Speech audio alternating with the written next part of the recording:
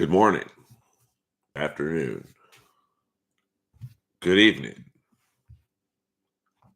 wherever you may be. Let me just do a quick.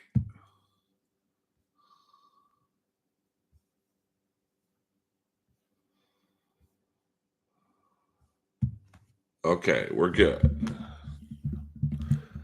Had to make sure the trusty microphone was on. And it is. Now, I did a stream earlier today, Monday night, Raw, in the afternoon.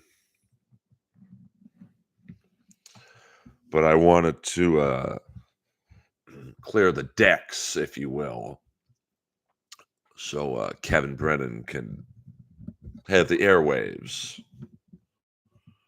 so you guys can all talk about the goings on of Atlantic City this weekend.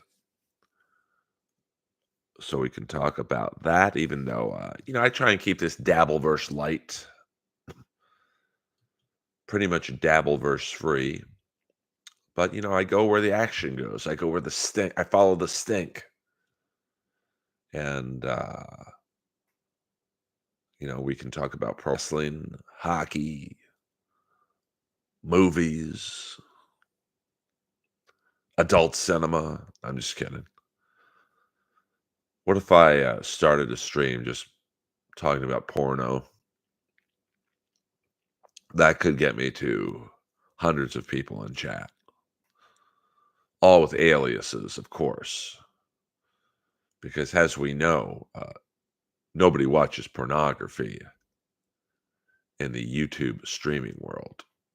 Yes, thank you. Hit the like button if you can. It helps with the algorithm. And hello, Luna. Thank you for joining me a second time today. Now, I try not to do 2 streams in one day. Leo Gunn, I'm a dabbler in the Dabbleverse. I don't really like talking about it. So I let others who are, let's just say more invested in the world of that, I let them take it. Well, I always like to say I'm Dabbleverse adjacent. I've been a guest on many streams of the genre, MLC, of course, Chad's various shows, Ray DeVito's a few times, and I think Insufferable Bastards. I've been on Dr. Chow's stream, but I just find that whole world repetitive. And I don't really have anything to add to it, even though I know pretty much everyone. So I just leave it to others who are more, proficient in the world. So, and no, I don't want to double dabble. I don't think I want to single dabble either. But, I realize that probably half the people who come to my streams are from that world. So, um, that's why I say I'll talk about it, but it's $30 and up. And setting such a high price point ensures that there will be no Dabbleverse questions. Good evening, Chris.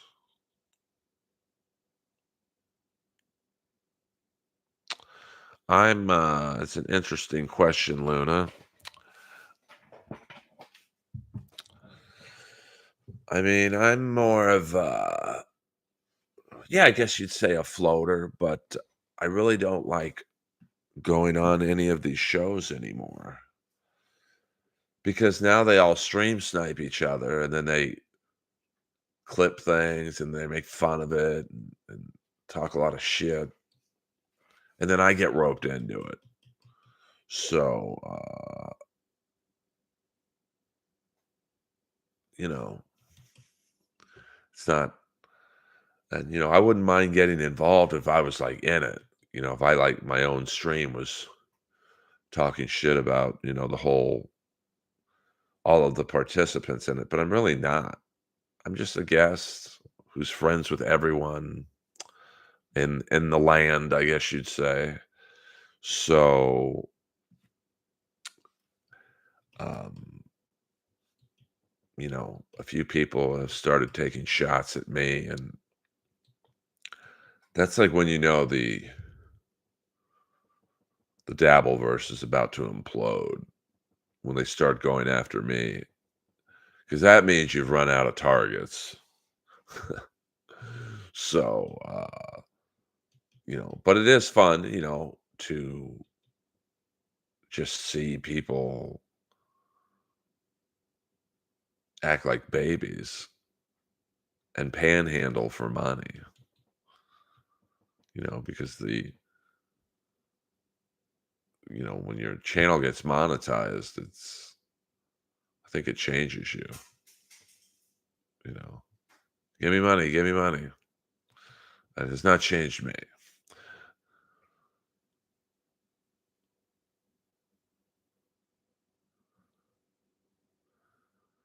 Well, Luna, I agree with you there, but I also understand why it's popular. It kind of reminds me of when roast battles started gaining steam. There really wasn't a show like it on TV or in the local Los Angeles area. Which is why it caught on so much. And the same thing with Kill Tony. It's there really wasn't a show, other than roast battle like Kill Tony out there. Different format and a different, vibe, but it was just so I understand why. Like, there's really not a group like this on YouTube right now where it's probably, I don't know, what, 10 to 12 streams all going after each other, all sniping each other, all, going into each other's chat rooms, talking shit, and all going live well, not all at the same time, but 2 or 3 going live at the same time, almost doing live commentary on the others. So, now I am doing, Hackamania because I can, drive to it in Vegas, but I don't think I'll participate in any of the podcasts. I just wanna do the comedy shows,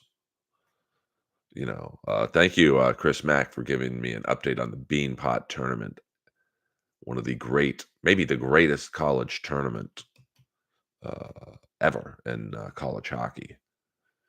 It's, it might be a more valued, tournament than the, NCAA championship for hockey in terms of prestige, but it's also limited to, teams in that sector of the, world, and it's too bad. That's the only thing I don't like about living in, on the West Coast, is there really isn't a great college hockey, um, scene. I know the University of Denver, has a rich history of hockey, but that's about it. So, um, the East Coast, obviously Minnesota, and then Canadian junior hockey is the tops of the charts in terms of prospects playing hockey. By the way, tomorrow night the Los Angeles Kings take on the Buffalo Sabres, which is a good game. Two struggling teams. So hopefully the Kings can return the favor and beat Buffalo in Buffalo like the Sabres did when they came out here. I grew up in Bel Air, California, which is not an area most stand-up comics came from. I believe I'm the only comic to ever be born and raised out of the pearly gates of Bel Air, California.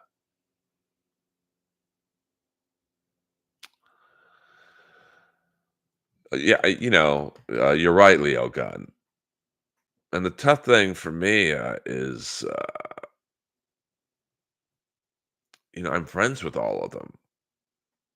I don't really have any enemies in that world. So, I kind of have to. I mean, my personal philosophy is I only talk shit if someone has done me wrong. And really, no one from that world has done me wrong. I mean, a couple months ago, Kevin roasted me a little bit, but it really didn't bother me. And his thing was, I only really play the Comedy Store. I don't do the road. I don't do the road because I don't want to do the road. And the Comedy Store's arguably the number one club in the world, so I'm okay with just playing there. Um, and then, I think the Win by Two guys have playfully gone after me, and it's like I watch those guys' show. I think they used to only do it on Saturday afternoons, so I take naps before comedy, so I would listen to them. But I don't know those guys, in terms of like going after them. But you know, that's why I kind of abstain from the world because I think once you get in, and you just, you get it from all sides. And some people like Chad like that. He stirs the pot, but I'm not. No, it's not going to be me. Thank you for the updates. Not many politicians. Actually, no. I'm there so late at night usually that I don't. Um, I don't think Gavin Newsom's going to be up there at 12:30 in the main room. He's our governor. For those of you who don't know, thank you, Chris Mack. What channel is that on? I mean, I'm not going to turn it on, but maybe I'll hit the replay. Speaking of hit the replay, hit the likes. Hit the likes. Um, so I'm trying to think. Most of the um, celebrities I run into are either sports teams and uh, actors, pro wrestlers like the place. Yeah, I'm just not into Raw. You think I would be because I am a rock fan, but like I just I've already seen him so many times. It's not really, um, that's why I like AEW because everything to me is fresh. Like even uh, Osprey coming in now. His last match. I think Osprey and Okada are done now in New Japan. So them coming over, Osprey is absolutely AEW. I believe Okada will be as well, and Sasha Banks, aka Mercedes Monet. Um, it's just it's fresh for me. It's like, okay, Osprey can wrestle MJF. Osprey can wrestle Danielson. Osprey could wrestle Okada. Now, even though that's not fresh, if you follow New Japan, for me, it's fresh because I've never seen them. Favorite wrestling stable of all time. Um, Probably, this is going to be controversial. This is a long answer. So let me thank the great Leo Gunn for gifting 5 Earl Skakel memberships. So if you got one, please say thank you to Leo for his generosity. And thank you, Leo, from myself. Um, uh, So getting back to the wrestling stable of all time, I'm gonna say now it's my personal favorite. This is not me saying this is the greatest stable of all time, but I just loved when Sid joined the Four Horsemen. So you had Sid, Arn Anderson, Ole Anderson, and I think at that point Ole wasn't wrestling that much.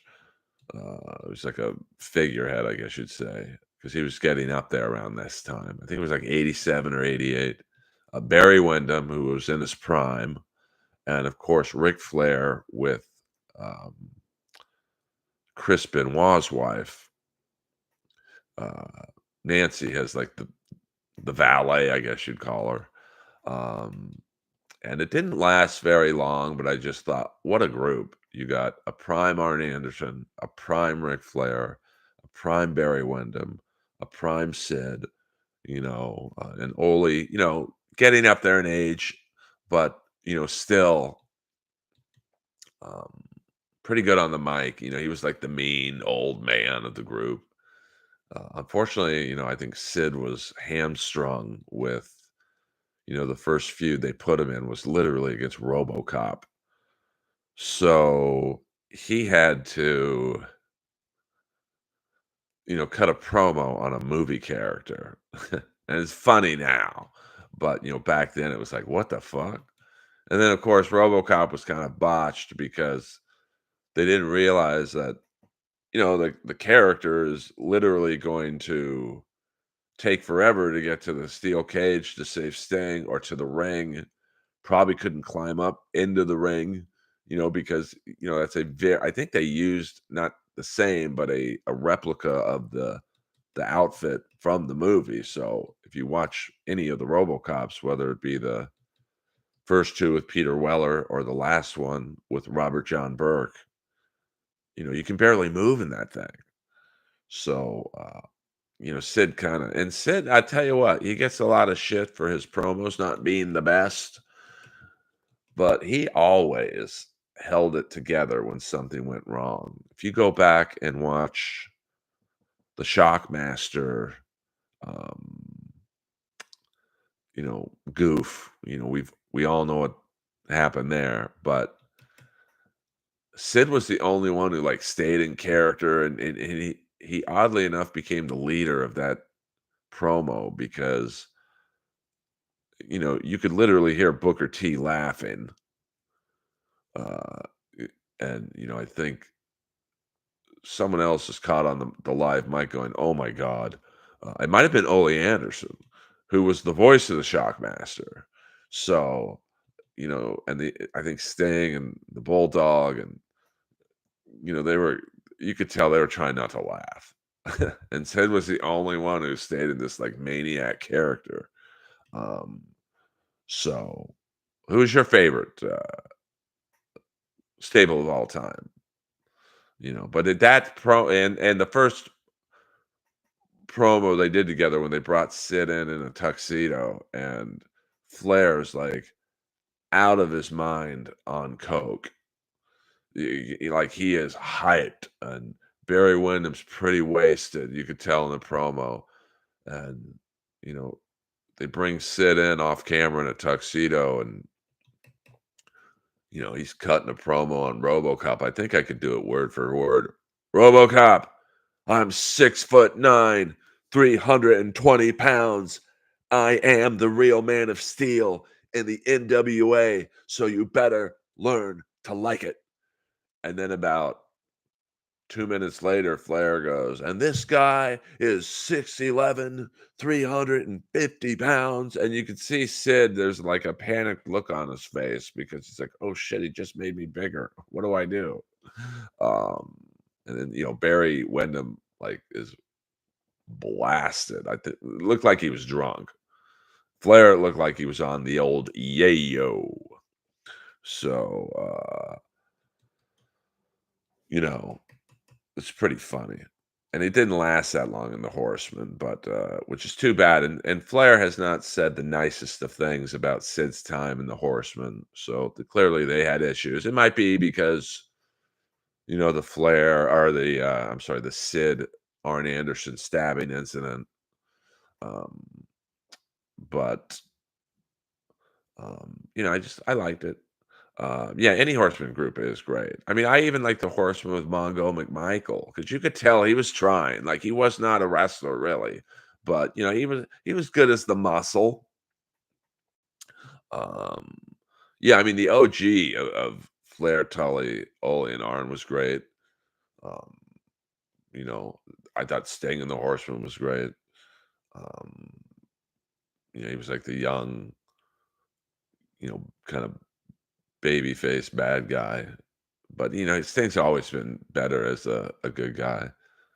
Um, and really, um, I mean, I guess you could say the Crow character was a bad guy, but he was like he was a fence sitter. He was good, and I mean, he was taking on the NWO, so he was like, I guess he was a face, but like, I think the brooding, ominous tones gave him like little sprinkling of a heel. Um, but yeah, the Horseman, even with Malenko and Benoit, I liked. And then if I had to go a non-Horseman group, um, I mean the original NWO, all three of those guys. I thought that faded pretty fast when they started adding guys and like Big Show and then Luger and Macho Man and Bagwell and not Vince, Virgil and Scott Norton. And, like it was insane. I think at one point the NWO had so many people in it they had to make a second NWO. Um, yeah, I mean Malenko is a great technical. He's definitely a guy you would want teaching younger wrestlers the ropes, if you will. Um,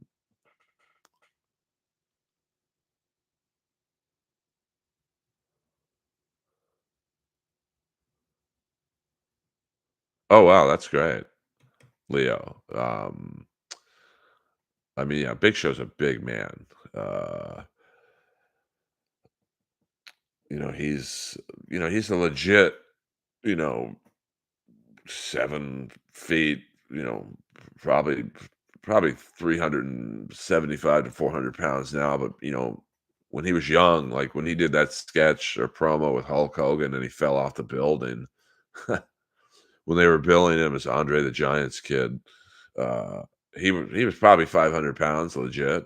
Um, I mean, shit, he still looks pretty big when Powerhouse Hobbs body slammed him on the car in the AEW couple of was that a couple weeks ago, maybe a month or so ago. My God, Powerhouse Hobbs is strong. Um, yeah, Perry Saturn too was, um, he had an interesting look. Probably would have killed it in the '80s, but I think I don't know why Perry Saturn wasn't bigger in terms of him being a star or whatever you want to call it. Um, he wasn't the best on the mic. But a great wrestler, like, he doesn't get the credit. Perry Saturn is like one of those not ECW, but he's like the '80s metal guitar players that never really get talked about among the all-time greats because the way they looked. Like Jakey Lee from Ozzy's band and Badlands later, but really the Ozzy era of Jakey Lee. That guy could hang with anybody, Van Halen included. But because he was in the gay pirate outfits, same thing with Warren D. Martini from Rat. Um, you just, they kind of, those guys aren't good guitar players. Look at them. I think that happened with Perry Saturn. Like this guy's not a good wrestler. Look at him. He's got the baby or the clothespin in his eyelid. Shitty tattoos. But he could go, man. Uh, but he was probably in WCW at just the wrong time from the standpoint of There were just too many names there. I mean, the roster was pretty bloated, so, he probably was never gonna be any bigger. He's someone who probably benefited from going to ECW, where the roster was still pretty big, but not quite as bloated. Um, yes, thank you. Thank you, Richard, for thanking Leo. I appreciate any and all tips or gifted memberships or whatever. Uh, we are the positivity stream uh, on the internet right now. So, um, but I always love talking me some wrestling. That's kind of my goal with this is to get the wrestling fans in here too, because wrestling fans are very passionate and you know, they like to argue, who's the greatest wrestler of all time, and then the four horsemen, or not the four horsemen, the Mount Rushmore of wrestling, and then just people could debate back and forth. Of course, we got the debates and the politics coming up. That'll be a fun time to stream. Not that this is a political stream, but we can talk about that stuff. Um, I know we have some hockey fans in the stream, not many, but that's all right. Um, it's all good. I don't like to force the shit I like on you kids, you kiddies. So it's an open forum in here. It's really a talk show where you guys ask me the questions. Um, yes, I mean the glam metal tag Leo really was um, a target on their backs. Like I went to a Frank Zappa tribute show. I think it was, I forget where it was, but it was somewhere in LA, one of the theaters on Wilshire Boulevard. And Warren D. Martini was there. And, star studded lineup, Tall Wilkenfeld, the bass player, and um, who else? Obviously Dweezil Zappa and all these virtuoso musicians. And, Warren D. Martini kind of blew a lot of people away that night because, like when I met Tall at the Comedy Store the first time, I was like, "Oh, hey, I saw you at that Zappa thing, man. It was really good." And she had asked me um, who else was my favorite. I was like, "Oh, the Warren D. Martini." She was funny. She's like, "Yeah, he told me he played in some band that was named after a rodent." I'm like, "Oh, no, no, rat." And so he was kind of not unknown, but I mean, obviously he was on the show in the first place. But I think a lot of the younger fans who went there had no idea who he was, but he kind of stole the show. But his wife, I believe, is something to do with the Mars Candy fortune. So he doesn't really play a lot. I think he said he would play with Rat, but only if it's now, the original four Rat was, but the classic lineup of Rat. So that would be Bobby Blotzer on drums, Juan Crochet on bass, Stephen Piercy, obviously, Warren, and then Carlos Cavazo from Quiet Riot. He'll only do it with that group. Um, so, it's getting a little late in the game for that group to get back together. Um, you know, I prefer Jake E. Lee myself to Randy, and Randy's great. Randy Rhodes, for those of you not knowing what me and Leo are talking about, I realize we're going back into the 80s vault for this conversation, but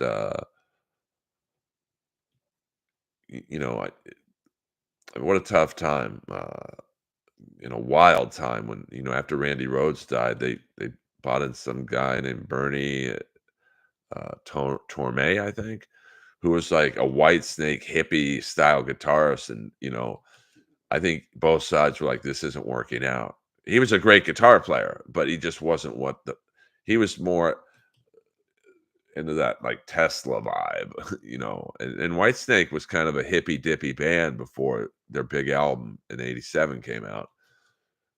So then they brought in Brad Gillis, who he did that. Uh, I think he did like maybe 10 shows, to fill in between Bernie and when they got Jake, and he killed it. There's a one fully recorded show. I think it's called "Speak of the Devil Live," where you know Brad Gillis is killing it, but the fans didn't necessarily like it because he used a lot of pinch harmonics and he definitely used the whammy bar a lot more than Randy Rhoads. So fans were like, "That doesn't sound exactly like Randy." But the thing is, Brad Gillis literally had a week, you know, to learn, all the Black Sabbath songs, all the Ozzy solo songs, 1 week. Now, to someone like Brad Gillis, it was probably fairly easy, but still, think of the guitar players you're being asked to mimic in 1 week: Tony Iommi and Randy Rhoads.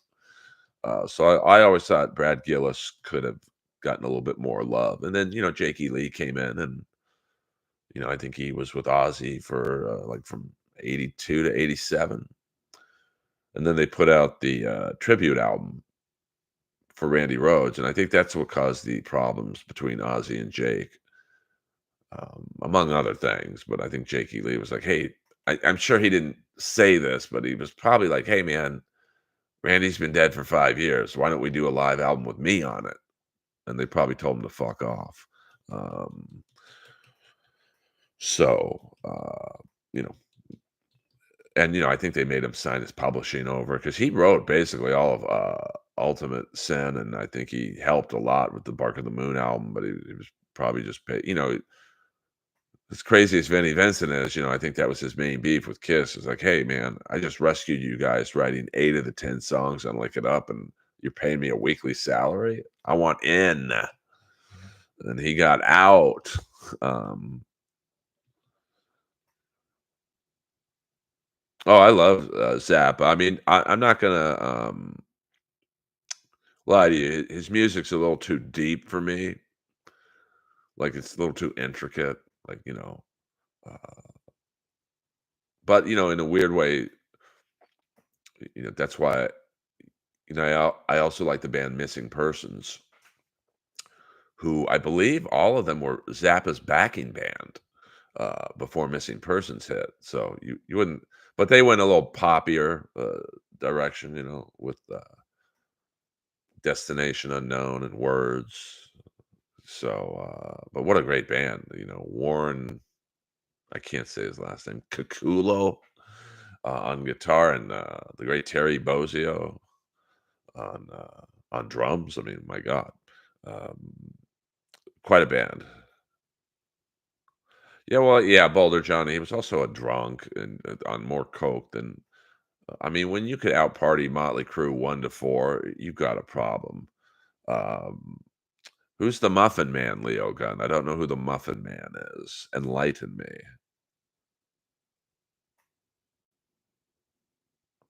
Uh, oh, okay. So, oh, Dale Bozio, that would be the Muffin Woman. Um, but what a great band, Missing Persons. They didn't have a long run because I think their first album was so good. What was it? Walking in L.A., Words, Destination Unknown, and then they kind of that's right at their peak. '80s metal started to take over. With Quiet Riot, Rat, Motley Crue.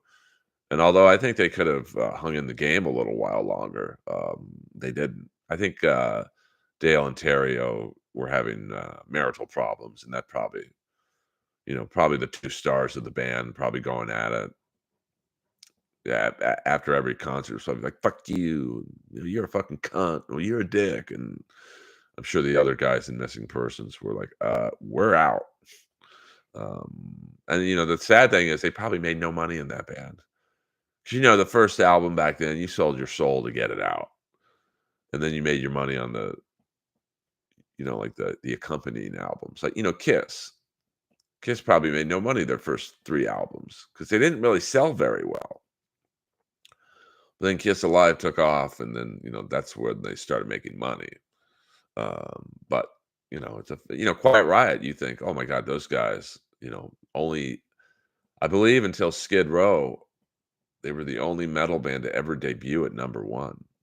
I'm sure Metallica debuted at number one, but that's we're talking long after. But you think Quiet Riot, oh my God, they must be billionaires. But their albums went down literally every album in terms of sales. So, uh, and it's been thrown out there through the years that the their manager at the time really fucked them over. Like he got their publishing from uh, their first album, so he got the money. And really, I think their only two hits were "Come On, Feel the Noise" and "Mama, We're All Crazy Now," and those were written by Slade. They were Slade cover songs, so I think that they probably didn't make a lot of money, even if they were not getting fucked over by their manager. I mean, Slade probably made more money than anyone in Quiet Riot based on they wrote those 2 songs. So oh, I see what you're saying. I'm not really familiar with a lot of really none of Zappa songs, other than Valley Girl.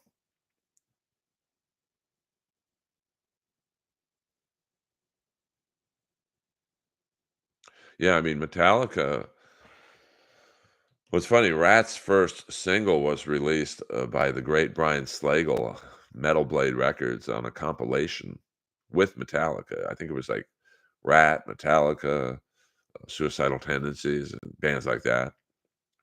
So, Rat, early on in their career was not heavy, like Metallica, but they were heavier than what the classic lineup brought us. But, I mean, Metallica, they are a machine, man. I went to their concert at SoFi because my friend Frankie plays in Mammoth, and, they were the opening band that night, and their merch operation is maybe the greatest thing I've ever seen in my life. Like, it was like watching Santa's helpers. Like, they don't look behind you, "Oh, you like a Metallica?" They did it lettered, A, B, C, and they had so many shirts. I think the shirts went from A to, like, N. "Oh, you want an H in large?" And they would literally still look at you, put their hand, and then an N would, "Here's your shirt." Like, they don't waste any time at that the merch operation. Um, so, that was I stood in the merch line for an hour and a half because 'cause I'm not, like, a huge Metallica guy. I like their hits, but unfortunately for me, they played 2 shows at SoFi, and they 2 different set lists. I'll give them that, they don't phone it in, and my 2 favorite Metallica songs are, "Enter Sandman" and, of course, the Thin Lizzy cover, "Whiskey in a Jar." And they played those 2 songs on Sunday night. So there really weren't a lot of songs that I was tapping my foot to, but visually, it's a pretty amazing show. And Pantera was the opening act as well as Mammoth. And I didn't I'm a little out of the loop with metal these days. I didn't know Zach Wild was in Pantera, so that was kinda fun. Uh, yeah, Willie Nelson was, that's his prime, the early '80s, late '70s. Um yeah, I mean, Rat probably should have been bigger. I mean, Piercy still tours and he puts on a really good show, man. Um, of course, he calls his group the Rat Bastards because I think the original four or the classic lineup of the four guys who are still alive, of course, with Robin Crosby being deceased, they just don't like each other. It's impossible for them to put their differences aside. I mean, they've sued each other. I mean, they kicked Stephen Pearcy out of the band at one point, and it was his band. Like he founded Rat. He's the one who got DeMartini in the mix, and Robin Crosby, and then Crochet and Blotzer. Um, so that's how fucked up they are. It's like Vinnie Vincent getting kicked out of the Vinnie Vincent Invasion. Like it's like impossible. So I don't want to say sadly because I enjoy my shows with Piercy just the same. I mean, he plays some Rat songs, maybe he throws in a Judas Priest cover here and there. Rush is too good musically for me. I just don't, um it's not that I don't like, their musicianship is unbelievable, but I prefer that 3-chord Kiss shit. Um, yeah, I mean, Rat was, like, really probably the first band, to kinda do that fashion metal, with the I mean, they weren't the first band to wear leather, but, like, like, I if you look at, like, when Quiet Riot broke, and I think Come On Feel the Noise came out before Round and Round, Quiet Riot wasn't wearing leather really. They had the spandex on, but it wasn't like Rat came out, like in the Round and Round album wearing these weird leather outfits and like fur coats and of course in the Lay It Down video they look like fucking gay pirates. Now the cool thing, the last time I saw Stephen Pearcy is the kid in the Lay It Down video, like when the clown goes, "Steven, what do you want for your birthday this year?" And the little kid's like, that kid came out on the stage and introduced Lay It Down, and he kinda still looks the same, so it was like everyone was like, you know I mean, you instantly knew, "Oh my god, that's the kid from the Lay It Down video." So that was kinda fun. Um, Pat Dixon sent me here, you see? Sabu, one of the most feared wrestlers. Well, welcome. I'm glad Pat, and I'm gonna send you guys a Pat Dixon stream, which I believe is at 8 p.m. tonight. Um, Pat's, a good man. I will see him at Hackamania. I don't, I'm going to do about an hour tonight, Jay Santos, because I already did an hour this afternoon. So I don't like to, overexpose myself in the stream world. Listen, Stryper's a fucking great band. Um, I mean, Michael Sweet. I think at one point he was singing in Boston. He's like literally the only guy on the planet who could hit Brad Delp's vocals. Yeah, no problem, Jay. I appreciate it. And then Robert Sweet's a very good drummer, and Oz Fox, uh, very accomplished guitar player, and Tim Gaines on bass. Um, they had a short run with MTV. I think the video for Always There For You was their most played. And I love that song. Love can be so cold. No more words or broken promises. I want to show you what true love is. I'm always there for you. Always. Um, Thank you very much. Who remembers Grim Reaper? I never got into Grim Reaper, Leo Gunn. Um, but they had that run. They were in there with like War and shit.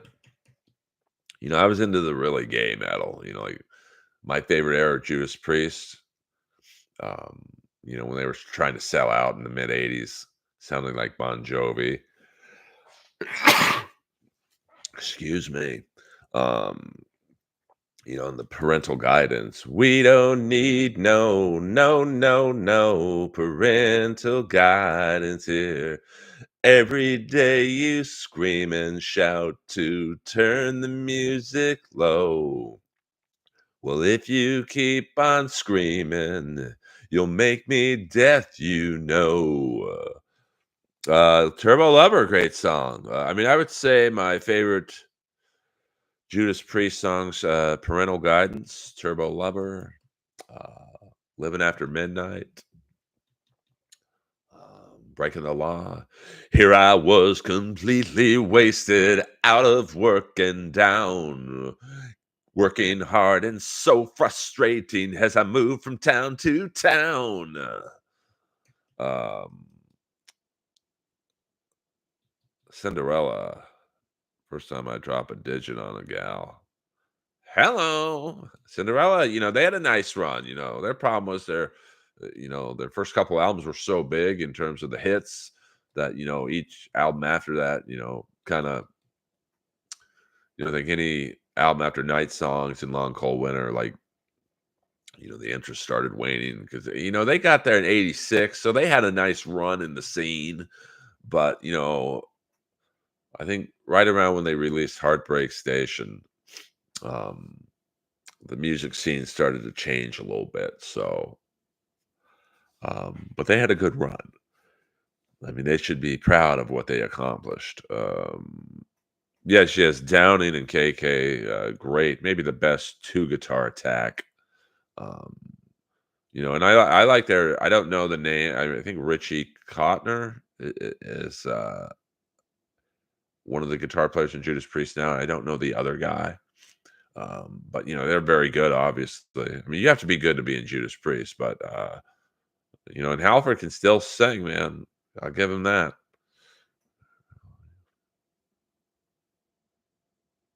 I don't know that movie, Doctor Nova, but I know who Paul Williams is. Um, yes, Richie Faulkner. Did I say but Paul Williams, Little Enos from the Smoking the Bandit movies. Well, I don't think Leo, from what I understand, it's not that they won't let him in, it's just that he can't physically tour anymore, and they still wanna tour, because Rob can still sing and, Scott Travis is, he's can still drum at a high level, and, Ian Hill is, eternal. He looks the same as he did, almost, maybe a little less hair, but he plays bass. He doesn't move around a lot, so um, I think with KK,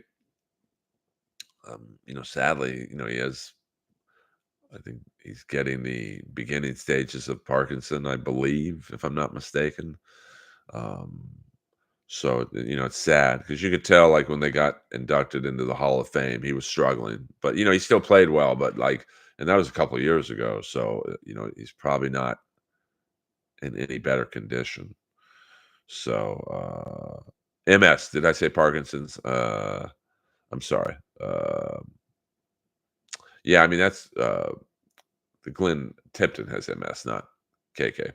Um, yeah, KK, I don't really want to see KK's priest, but I get it. That's what, listen, I saw multiple rats.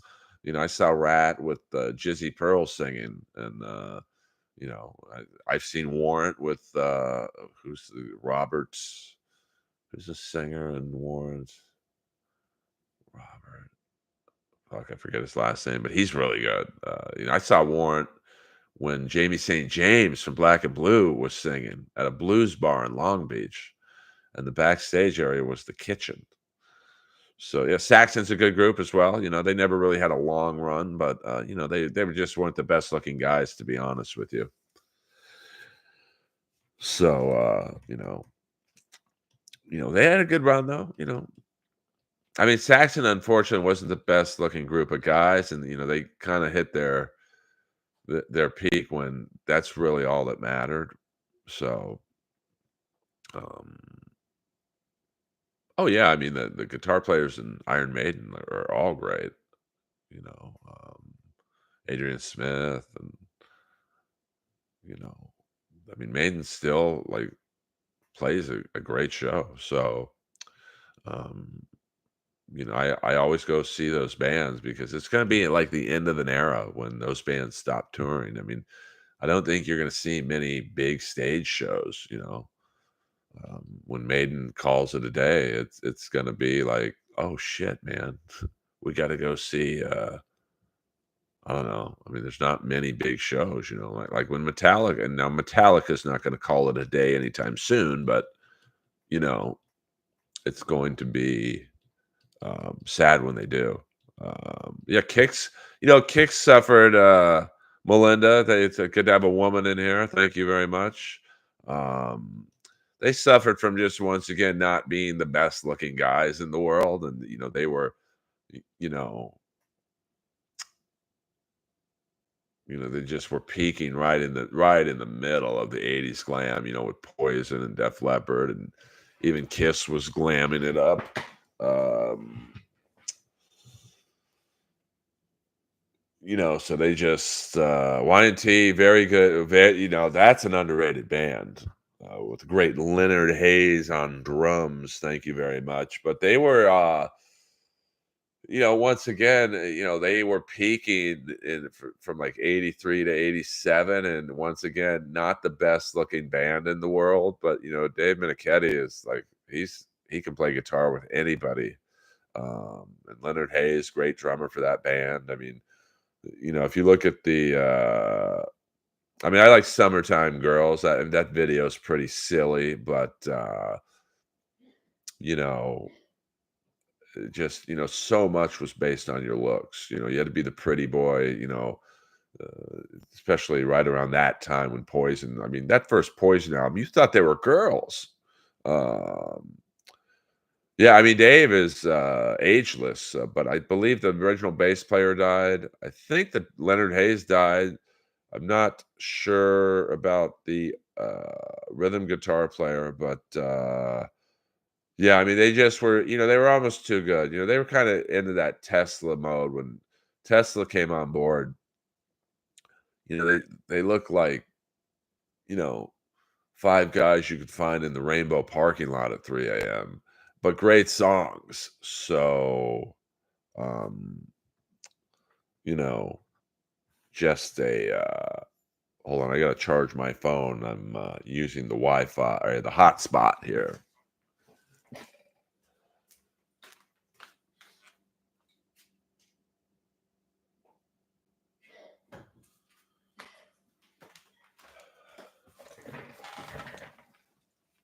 We're gonna go for about another 10 minutes. So if you got any last minute questions, fire them away.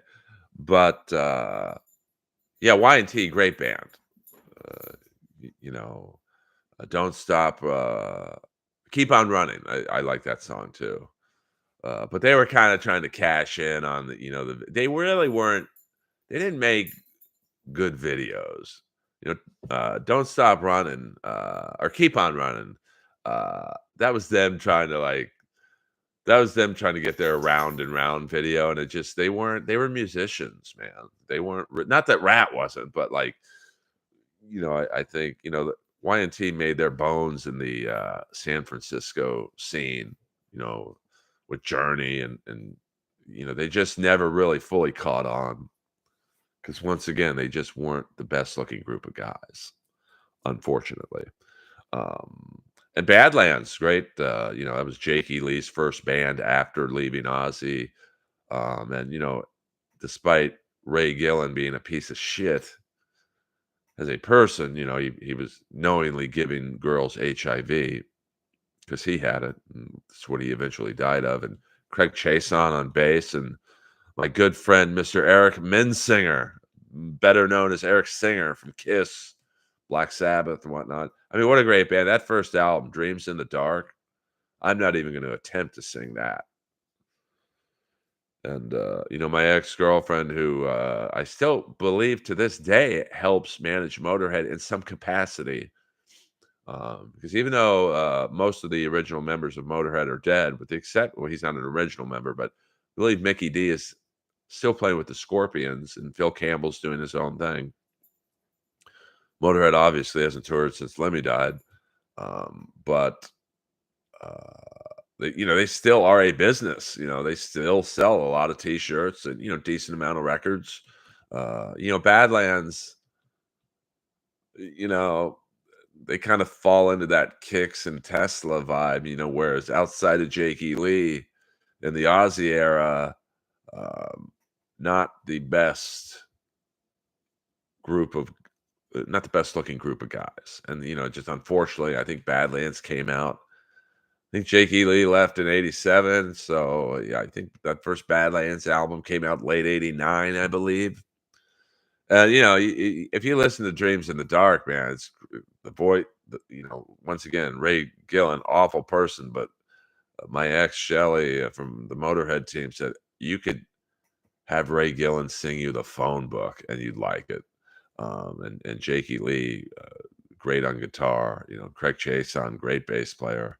And Eric Singer's probably the most multi-talented drummer of the last 50 years from the standpoint if he can play with anybody. You could put him with Willie Nelson, he could play.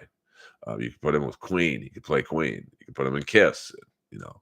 Um, yeah, Lemmy Fast Eddie and Filthy Phil, what a band. And then Wurzel and I saw, I went to the Motorhead, I think it was their 30th anniversary show at the Wiltern Theater, and um, Filthy Phil was there. I'm like, "Hey, man, you gonna get up and jam with him tonight?" He's like, "No." I'm like, "Why not?" He's like, "I forgot how to play." Imagine being a drummer in Motorhead. 20 years later, you forget how to play. That's how much partying he did.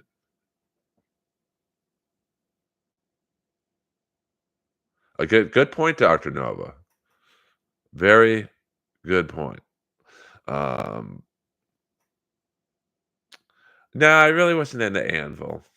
You talk about a band that wasn't the best looking group. Triumph, great live. Yeah, great. I never saw Triumph live, but they are good. And then, I mean, and a lot of pro wrestlers were at that show, Motorhead at the Wilton. Like, it's where I first met Ric Flair, William Regal, Triple H, and Stephanie. I think Jericho might have been there. Dave Grohl was supposed to get up and play, but he was too drunk. I think he fell off the stage and he just walked off. Um, that was a very fun night. Leo Gunn, the let me thank my tippers tonight. Leo Gunn gifting another 5 Earl Skakel memberships. Leo Gunn, the top tipper tonight. Thank you very much, Leo. I appreciate it. And if you got a free membership from Leo Gunn, thank him. All you have to do is put a little heart or whatever, or just say thank you. I saw Wasp open up for LA Guns once, and it was at the Anaheim House of Blues night. No, LA Guns opened up for Wasp. Um, you couldn't have anyone open up. You couldn't have Wasp open up for anyone because their fucking microphone took too long to. Their microphone was like tons. Um, that thing black he rides back and forth on. And I remember opening up the door to the floor to stand. There were no seats, and a wall of BO hit me like mustard gas. I'd never had experienced anything like that. I never really got into Wasp that much. I liked Blind in Texas is funny just because they had a black cowboy in the video. It's like I don't think Wasp had a black fan base. Um, Wild Child, I like the video for Wild Child, and that's about it, to be honest with you. Um, do you feel bad for Vince and King Charlie? Who's King Charlie, Flava Sava? I don't know. Are you talking about Vince McMahon? Are we going back? Are we delving back into the world of pro wrestling? Um, Wasp was good. I mean, visually it was pretty wild, but I just but who's King Charlie? I don't know who King Charlie is. I mean, I do not feel bad for Vince McMahon. Um, uh, yeah, I mean, I Wasp was, they had a nice run. Once again, I hate to keep repeating myself, but they just were not a good-looking group of guys. Um, they just, Blackie Lawless was not attractive. Um, and then, you had, who was the guitar player? Randy Piper, he wasn't the best looking guy. No, he was the bass player. Chris Holmes, kind of a good looking guy, but such a fuck up, not really. And then, they had various drummers. I mean, I think in the Wild Child video, Steve Riley from LA Guns playing, he wasn't exactly a male model. And, they just came in at that time where their big break came in, from 83 to like 87. And it just, do you want to look at Wasp for 2 hours or Poison? Great White, they had a nice run. They kind of suffered the same fate as Quiet Riot, where their biggest hit, Once Bitten, Twice Shy, was a cover. Um, I saw Great White, a few years ago. Um, when Enough's Enough opened for them, Enough's Enough was great. They killed it, and then Great White, they were pretty bad. But I don't know who. I know it was Jack Russell and maybe one other OG guy, but the sound was off, which was weird because the sound for Enough's Enough was good. Now Enough's Enough plays, at a lower volume, so maybe that I don't think the mixing guy. He definitely didn't work for Great White. Um, Great White was on fire there for a while. I see what you did there, Birthday Boy Stab Man. Um, well, I snuck Chris Holmes to show you how fucked up he was when I was dating Shelly, and it was at Long Beach Arena. It was Maiden, Dio, and Motorhead, and so I had an all access pass um, because of Shelly. So I'm walking around the arena just exploring because I could go anywhere. This was like the super duper all access pass, no limitations of where I could go. And I see Chris Holmes stumbling around, and he's like, "Hey man, where's backstage? I don't have a ticket." I'm like, "I'll escort you back there." And then he gave me a hot dog, and I threw it in the trash as soon as he turned around. I was not going to eat a hot dog from Chris Holmes. No, thank you. Uh, I mean, I kind of like it, Leo. No, I'm sorry, Lars. It's different, but they had that big hit, "Fly High, Michelle." A couple minor hits, but they just never fully caught on.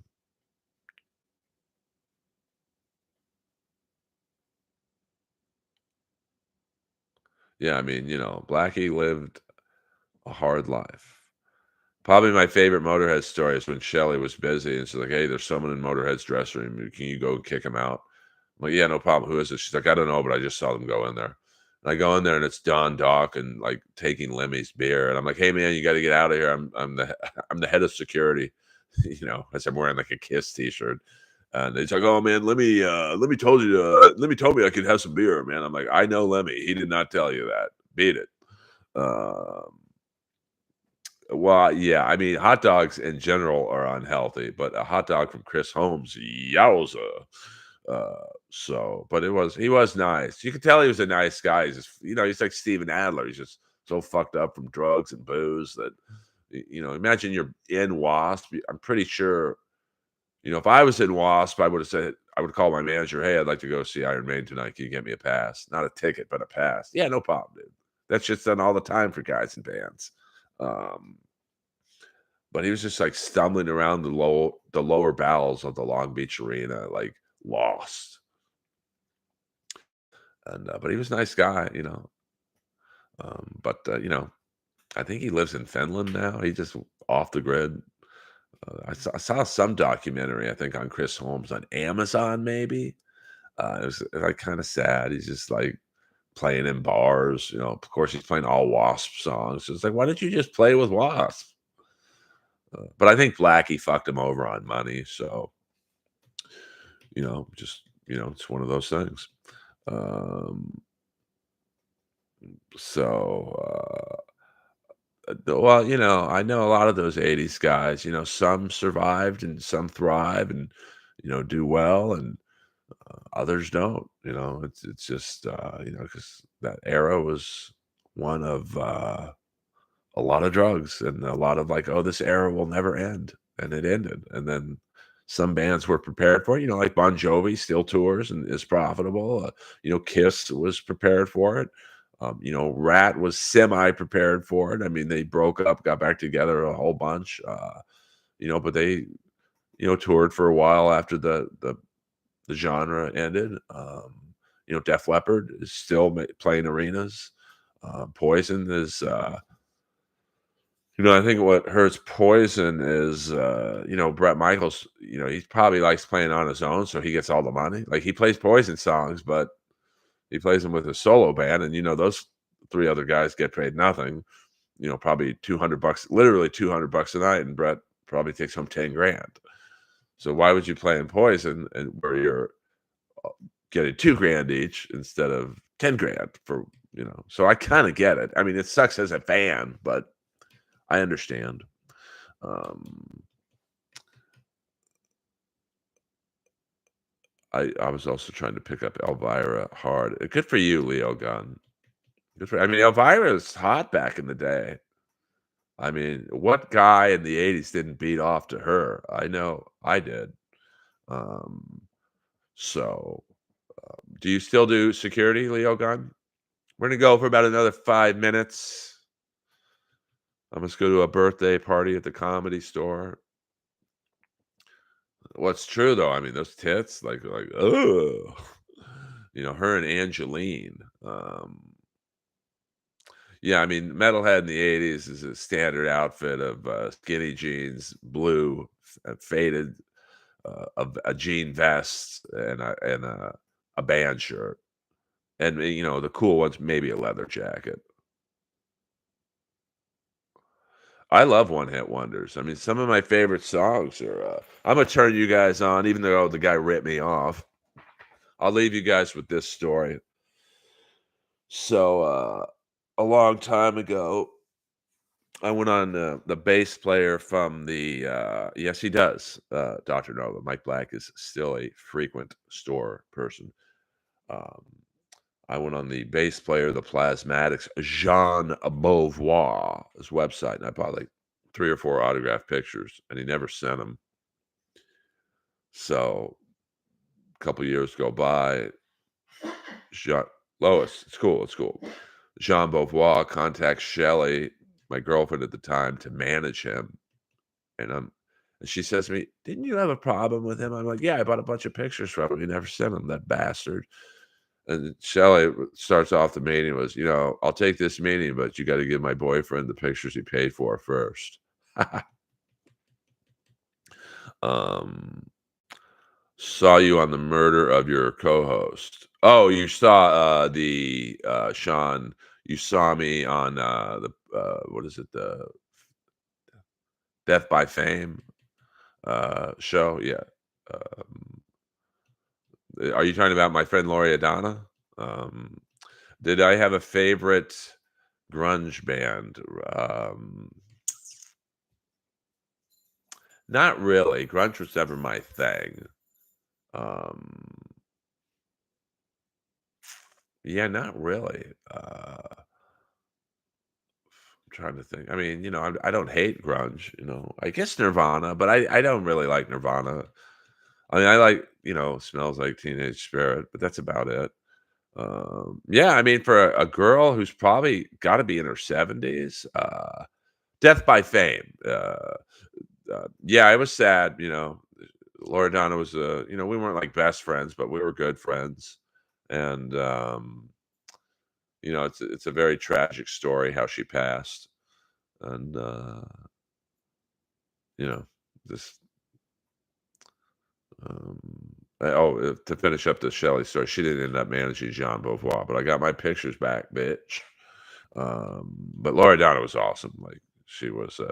For those of you not knowing what I'm talking about, I was on an episode of the new show on the ID channel, which is an offshoot of Discovery. I think for me, it's channel 285 on DirecTV. They have a new show called Death by Fame, and they did an episode of my friend Lori Donna, who was like set to be the new Judge Judy. Like she was a really cool person, and she had dated the Ultimate Warrior, so that's where we originally bonded. Um, and then she passed away, I think 2014, and her not husband but partner, I guess you'd call him, was sentenced to I think 20 years to life. So I hope he gets the full version of that sentence. So we're gonna hit the stream now, unless you got any last minute questions. But before I leave, let me thank my number one tipper tonight, the great Leo Gunn. I think he gifted 10 memberships. So thank you, Leo, very much. And to those of you who benefited from Leo's generosity, if you haven't thanked him, thank him now. and I'm gonna try a new schedule of the streams. So Sunday nights, 6 p.m. Goodbye, Sean Wheeler. Hope you enjoyed the episode. Monday nights, 5 p.m. Wednesday nights. I'm gonna flirt with the time because Dynamite for me comes on at 5 p.m. But I don't want to do a live watch because it's too distracting for me, and I have to have the TV on, so I can't like I know that's too loud for you guys. Um, so Monday nights, 5 to 6 p.m. because I know the East Coast people are 3 hours ahead of me. And then Friday nights, we'll do a Friday night stream. So I'll be on at least 4 nights out of the week. And of course, if there's any breaking news and I just the caffeine kicks in, I will do a special episode. Like tomorrow night the Kings are playing Buffalo. I might just do a stream just to talk about that. Um Yes, the Melinda. I mean, I'm an idiot savant with the emphasis on idiot with 80s metal. So we do talk a lot of 80s metal specifically.